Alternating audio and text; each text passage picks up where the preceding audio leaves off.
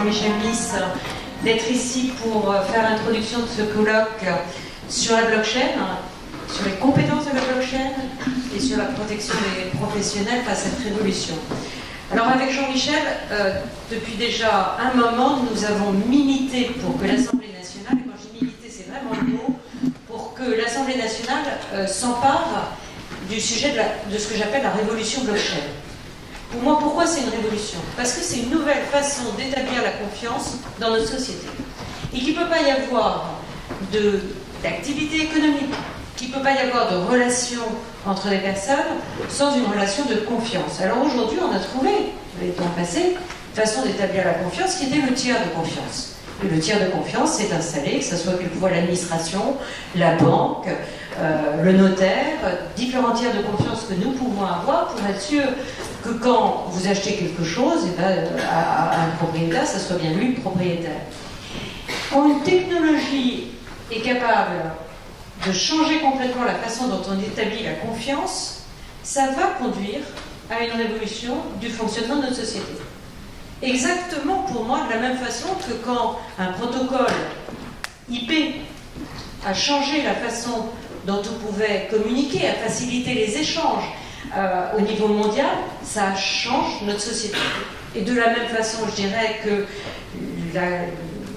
le recueil de données et l'analyse de données à base d'algorithmes d'intelligence artificielle change aussi notre société.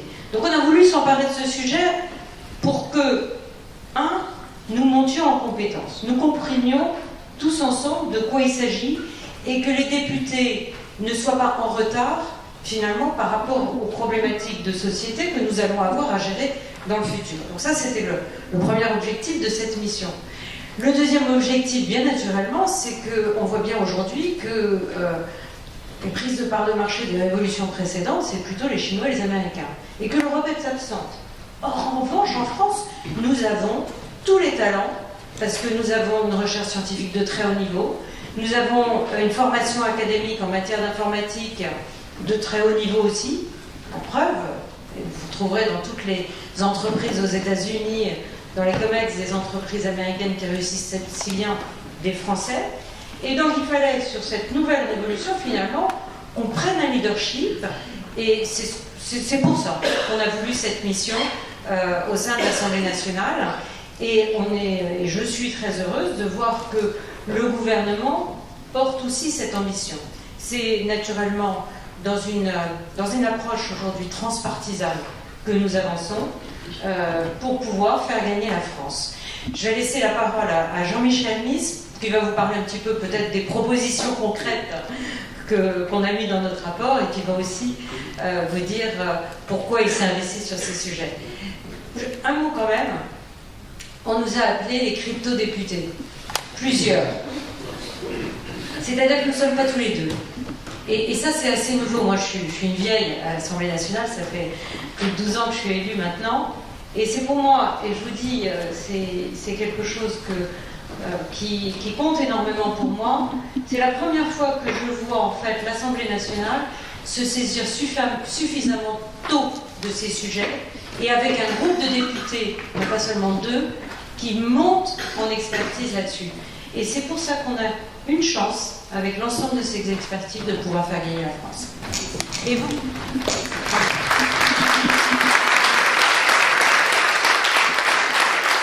Merci Mathias surtout d'avoir pris l'initiative du think tank d'organiser ici à l'Assemblée nationale ce colloque sur blockchain et de manière générale le champ de la formation.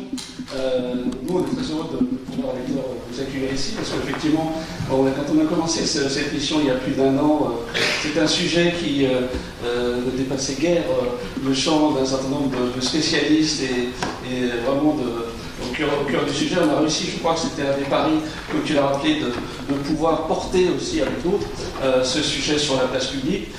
On voit qu'aujourd'hui, d'une manière générale, comme l'a rappelé Mounir et comme le rappellera tout à l'heure Mélanie Pénicaud, le gouvernement non seulement se saisit de cette question, mais arrive au temps des propositions, parce que quand on fait un rapport parlementaire, pour ne pas vous le cacher, pour ne pas vous dévoiler de secrets, parfois au-delà du plaisir qu'on peut y prendre et des échanges qu'on a pu avoir d'ailleurs avec beaucoup d'entre vous dans cette salle qui nous faites l'amitié d'être là également, de répondre présent à l'invitation du think tank. On a parfois un peu quelques frustrations parce qu'on se dit qu'il est parfois loin le temps de la réflexion à l'action. Et là, avec la blockchain, on ne désespère pas, pour une fois, de pouvoir irriguer réellement l'action publique, de pouvoir porter ce débat au Parlement, pas plus tard que maintenant, ce qui expliquera qu'effectivement nous allons vous quitter, puisque nous sommes dans une actualité pressante sur la loi Pacte, parce que nous avons encore l'ambition de porter, au-delà du texte qui est une avancée profonde, un certain nombre d'amendements pour essayer de résoudre quelques difficultés, quelques scories qui font, à mon avis, dans le paysage, qui sont présents dans le paysage et qui nuisent au potentiel qu'on peut avoir de la blockchain. On en a quelques-uns, on a évoqué au-delà de l'aspect cryptoactif qui parfois est un peu le visage qu'on met sur la blockchain, mais il y a bien d'autres choses à faire de la blockchain que simplement cet aspect-là des choses.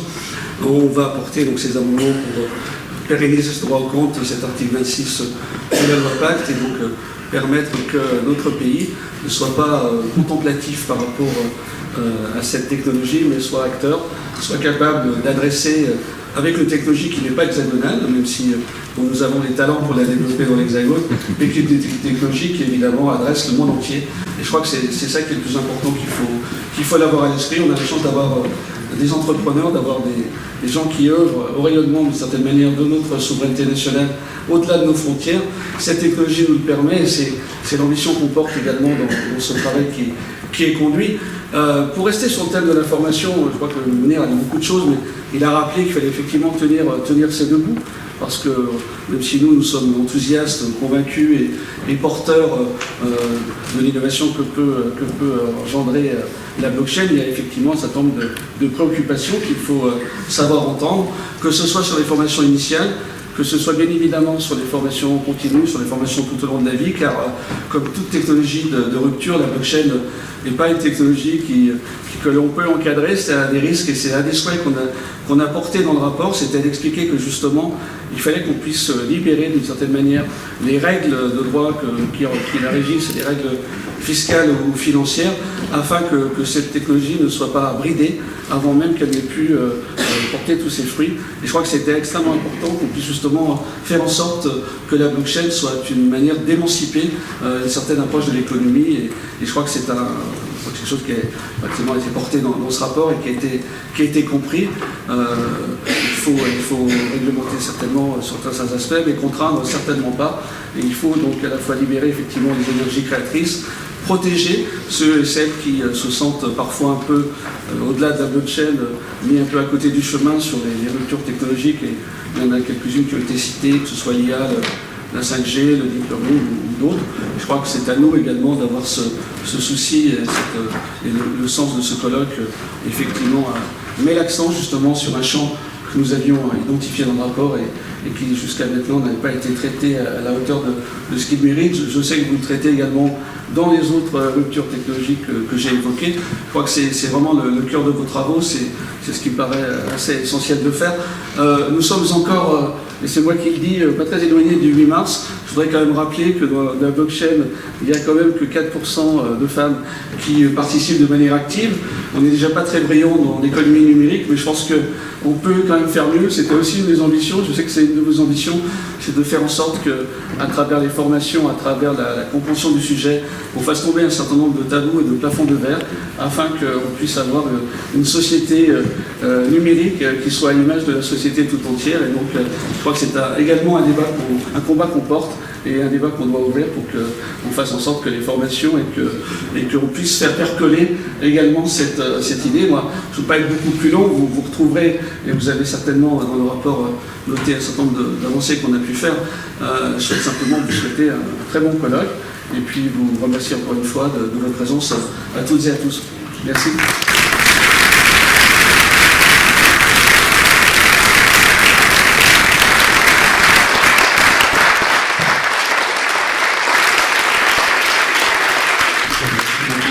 Laure de la Rodière et Jean-Michel Miss et bon travail parlementaire cet après-midi. Avant de passer la parole à mon collègue Cédric Meston qui va présenter un peu plus le programme de cet après-midi, puis passer la parole surtout au speaker pour la première table ronde, je voulais juste vous parler quelques secondes de hashtag le plus important, puisque je suppose qu'avant de recevoir une invitation de notre part, vous n'avez jamais entendu parler de nous.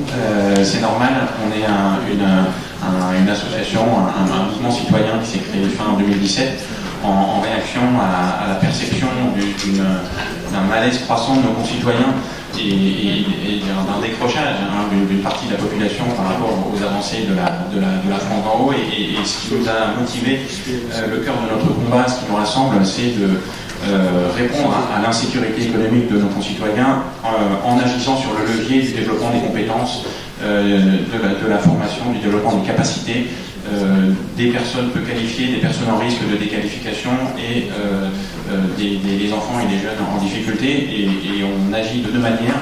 Par un think tank d'un côté qui fait des propositions concrètes de politique publique, c'est ce qui nous rassemble aujourd'hui. Vous avez un petit fascicule où vous avez mis notre note de perspective, où il y a des propositions concrètes. On travaille aussi sur d'autres thèmes.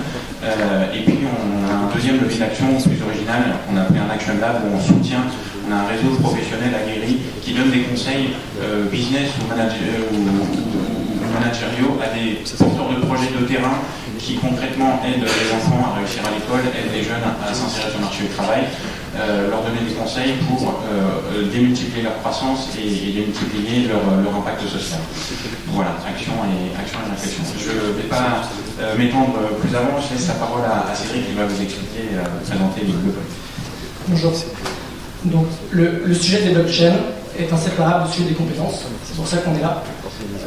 Comme l'a dit Mounir, les blockchains vont en effet créer de nouvelles activités qui vont nécessiter de nouvelles compétences et donc remettre en cause un certain nombre d'activités qui sont existantes. Il se pose donc la question de la requalification et de la reconversion des professionnels qui sont concernés. Ces enjeux sont donc essentiels, tant pour les acteurs économiques eux-mêmes que pour les pouvoirs publics. Plusieurs questions se posent. Donc, tout d'abord, comment se donner de la visibilité sur les impacts à court, à moyen et à long terme des blockchains sur les emplois et sur les compétences. Ensuite, comment favoriser l'émergence d'un vivier de talent dans notre pays pour y faciliter du coup le plein développement des activités liées au blockchain. Et enfin, comment accompagner la transition, voire la reconversion des professionnels dont les activités et dont les métiers pourraient être transformés par la blockchain. Ces trois questions sont celles des trois tables rondes qu'on va avoir dès à présent. Dans les documents qu'on vous a remis, vous avez trouvé ce fascicule blanc qui correspond à la note de perspective qu'on a réalisée sur le sujet. Je vous invite à la lire et à nous faire part de vos commentaires dessus, sachant qu'on souhaite l'enrichir sur la base du débat qu'on va avoir aujourd'hui. Donc je vous remercie pour votre présence et je laisse du coup la parole à la première table ronde.